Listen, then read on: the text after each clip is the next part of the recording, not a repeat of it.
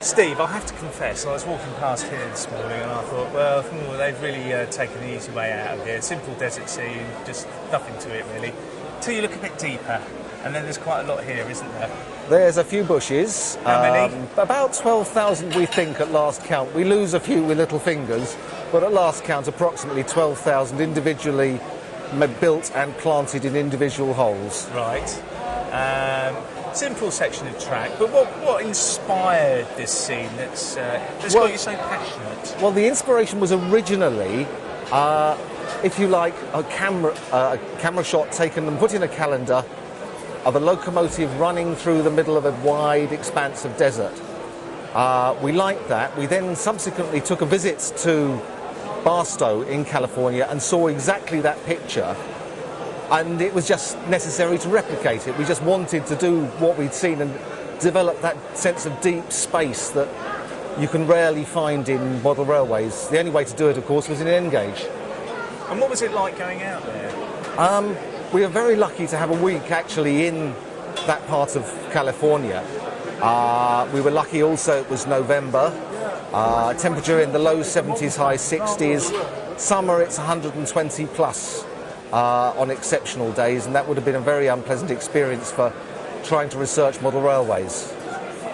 And N-gauge, why did you choose N-gauge? Because I've noticed that unlike some of the other layouts here, you're not running long trains, are you? We're not running long trains, partly because the fiddle yard won't permit that in a 10-foot space, and partly because we could only get that much space to actually set the layout up in a position where we could actually test it before exhibiting, because we're very determined that what we present to people will be running as perfectly as we can make it. So we won't run it unless we've had the opportunity of testing it before it actually goes out. It's really important to test. When you're saying we, you're referring to the West Sussex American group, That's aren't correct, you? yes. And tell me a bit about the group. The group started in approximately 2004. Originally consisted of myself and Nick Whitmarsh, who's the joint owner with me of Needles Sub, and Ron Carlisle, who was also very keen on American railways, and our respective partners, curiously, who were mostly interested in railways themselves. We started and continue to be holding our club meetings in a garage, a large garage, fortunately, in Lancing, and we have members from as far afield as Chichester and Worthing, Lancing, Shoreham, and Los Angeles and Colorado, where two of our members happen to live. Okay, and so the result of this group is this layout and approximately 6 others to date, in HO and N. The name of the layout, just explain that to me. Needles Sub, it's, if you like, a colloquial shortening of Needles Subdivision of the BNSF, Burlington Northern Santa Fe Railway, between Needles and Barstow in California, through the Mojave Desert.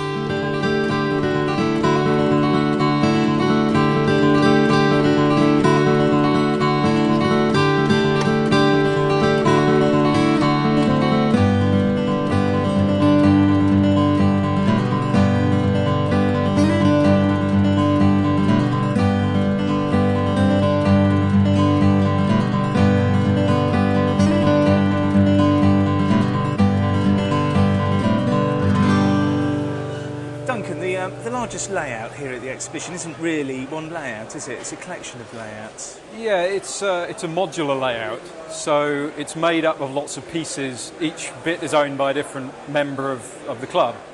So rather than having to make one huge layout and own a club room, we can just have a small piece each at home. Okay, so where are all you guys from then? Well, here today we got some of us from England. We're from East Surrey, and we have a piece there. We have the German club who've been invited over, which are providing most of this today. We have some of the Austrians here as well today. And you are all members of what? Well, we're all in individual national clubs, but there's an umbrella group called Ingernet, and we all get together several times a year in different countries, bring our modules over and set up huge layouts. Right, and is that the fun thing for you? Huge, massive.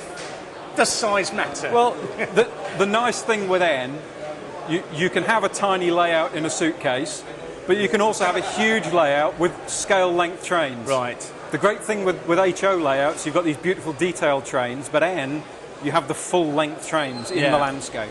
And is it full-length trains running scale distances? That's your bag, Duncan? Yeah, I think so. Right, okay. Well, we're glad that you've brought this layout, assembled this layout, shall we say, Yes. here today. And you're off to Stuttgart soon, aren't you? 5 weeks' time, we have our big annual get-together in Stuttgart, Right. where the home of most of these German guys. And the total length here is what were you saying earlier? We think there's about 35 metres here. But in today. Stuttgart? We're working on about 250 metres.